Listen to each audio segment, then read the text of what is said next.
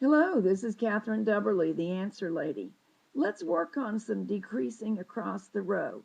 You could use this technique to do one or two decreases in the middle of the row, such as you would need if you were making vertical darts, or you can use it to decrease all the way across the row to shape a hat crown.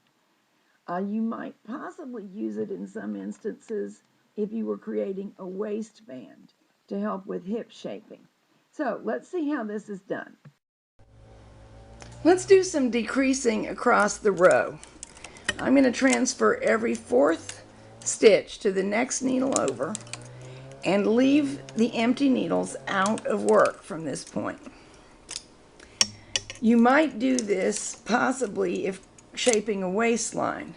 The more common reason is to shape the crown of a hat without having to do anything major.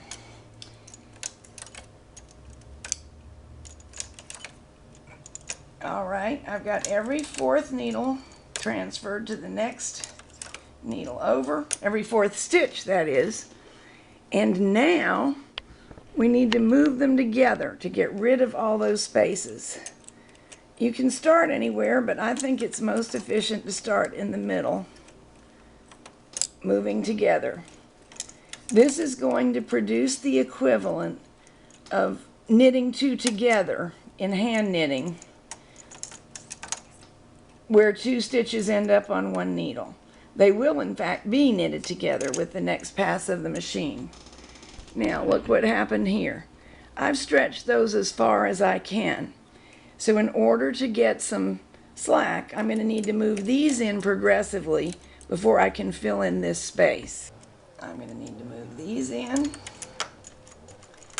You see me working with a three-prong tool because that's what everybody has, and it may be all that you have. If you own a multi-prong transfer tool or a garter bar, it's a big help so that you can move a whole batch of stitches, maybe 20 or more, together at one time. I'm using a fuzzy yarn, making my life as difficult as I possibly can. Obviously, smooth yarns are going to transfer more easily. Now, after I get everything moved together, I will knit a few more rows. I want the crown shaping to begin about 2 inches from the very top of the crown. For most sizes of hat, 2 to 2.5 inches is a good space from the very top of the center of the crown.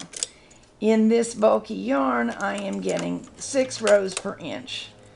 And it's a child's hat. Therefore, I will do this shaping starting 12 rows from the very last row. And you can see why the 12 rows will cause 2 inches to be knitted. Now I can move this in. Space is disappearing completely. So after I finish transferring this particular row, I will knit 6 rows on the needles that are now holding stitches, which will cause a knit 2 together to occur everywhere a stitch is doubled up. And then I'm going to repeat the process, making the hat a little bit narrower still. So I'll make these last couple of transfers, then I'll go off camera, knit my next 6 rows, and I'll see you when I'm done. Alright, now I've got 6 rows knitted after the decreases, and you can actually see the slanting in caused by the decreasing. Now we'll do the same thing again. And I should tell you as I work that there's an alternate way to approach this. I don't personally like it as well, but you may find that it suits your style.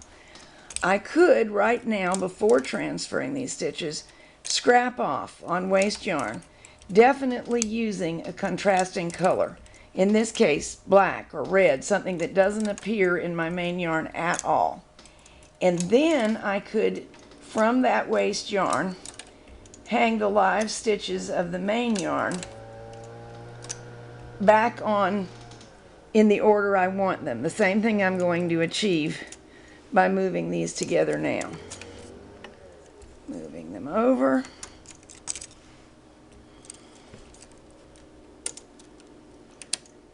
Moving them over.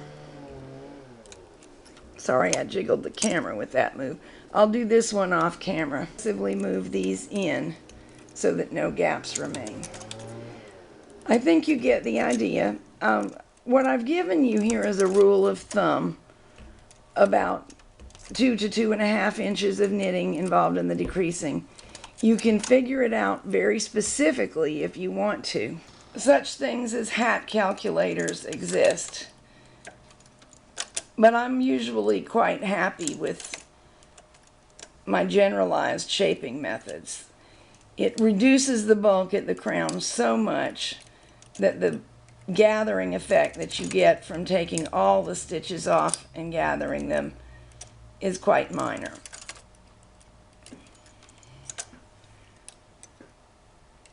Time to move these over here, and that will make it possible for these to stretch over here, I think. Do you see why we need to do this progressively, moving the same group repeatedly? It's because when I get to here, I have asked this yarn and these stitches to stretch as far as they will without damage to the yarn. So I had to get those stitches close enough that the maximum transfer was practical and effective. A finishing touch for this crown is to move to every other needle. This part's already done.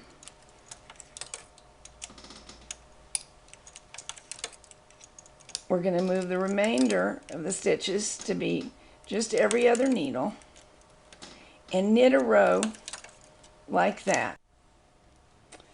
I actually knitted 2 rows to get the yarn tail back to the right, because being right-handed, it's easier for me to gather off that way. I have put the yarn tail into this regular yarn needle. This is a big one.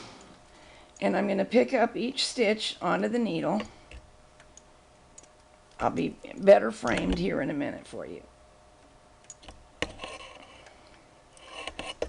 Here they come. Every so often I pull through so as to reduce the chance of dropping anything.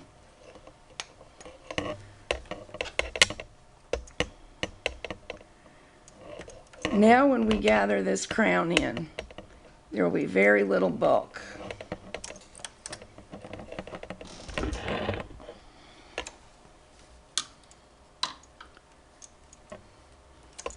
Plastic needles are not actually as good to do this with as steel needles. They hang up more. However, it's very easy for you to see what I'm doing with the plastic needle, so I'll persevere. Pull in. This particular yarn loves to grab onto itself. A smoother yarn is definitely easier. It doesn't make as cute a fuzzy hat though. There we go. All gathered up. Now I always stitch my crowns a couple of times after gathering and then knot the yarn, because this is all that's keeping those last stitches from coming undone. And you don't want that. You don't want them to come undone, especially not if you're out in below zero weather. Now I'm going to use the remainder of my yarn tail to work a seam here, but you know how to do that. And let's take a close look. See how much smoother that crown is because of what we did? It's a little hard in the fuzzy yarn to see the decreasing, but there's one of them right there. And down here a few rows, there's another. Those two were knitted together onto this stitch. Here's our finished hat.